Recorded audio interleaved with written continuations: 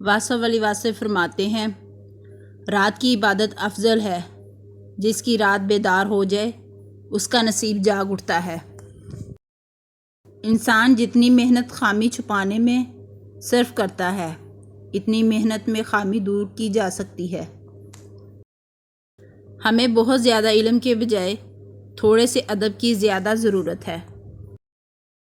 ایسا رزق جس میں زیادہ محنت بھی نہ کرنی پڑے اور حلال بھی ہو، رزق کریم کہلاتا ہے۔ رحم اس فضل کو کہتے ہیں جو انسان پر اس کی خامیوں کے باوجود کیا جائے۔ اگر اللہ مل جائے اور کہے کہ بول کیا چاہیے، تو آپ اس سے کہنا تیری رضا چاہیے۔ ہو جانے والے واقعات پر افسوس نہ کرو، صبر کرو۔ مشکل وقت کوشش سے نہیں نکلتا، یقین سے نکلتا ہے۔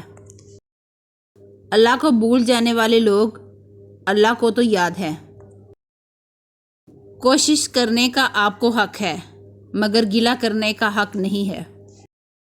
نفرت والے دل میں اللہ نہیں آ سکتا۔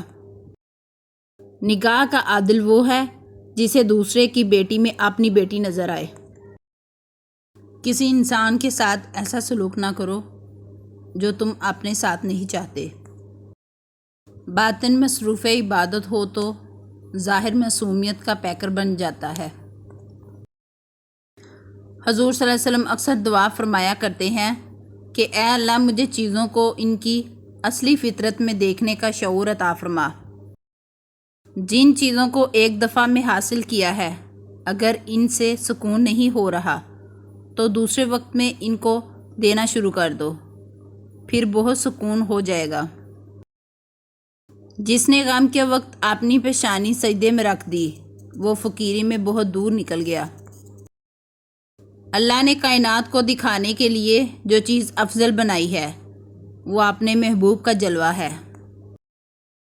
نیکی کے باوجود اگر تکلیف آ رہی ہے تو یہ درجات کی بلندی کے لیے ہے۔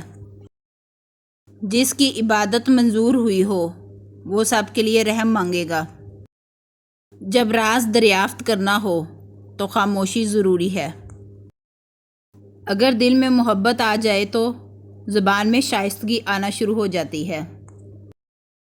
اللہ کا حکم ہے کہ جس نے درود پڑھا، جس دل میں حضور پاک صلی اللہ علیہ وسلم کی یاد آئی، اس دل کے اندر آگ کا کوئی سوال نہیں ہے۔ یہ پکی خبر ہے۔ ہمارے پروگرام کا بھی پروگرام اس کا اپنا ہے۔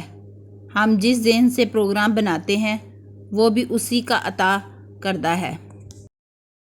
آپ تکلیف کو میلہ بنا دیں اور گلہ کرنا چھوڑ دیں۔ آپ کہیں کہ اگر اللہ کی مرضی ہے تو یہی صحیح، اگر وہ یہی چاہتا ہے تو یہی صحیح۔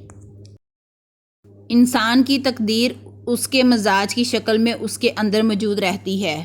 یہ مزاج خواہش پیدا کرتا ہے، خواہش عمل پیدا کرتی ہے، اور عمل ایک نتیجہ پیدا کرتا ہے، اور نتیجہ تقدیر ہے۔ سکون قلب جو ہے یہ اللہ کی رحمت ہے۔ خیرات سے مل جاتا ہے، سخاوت سے مل جاتا ہے، کسی کو معاف کر دینے سے مل جاتا ہے، کسی سے معافی مانگنے سے مل جاتا ہے۔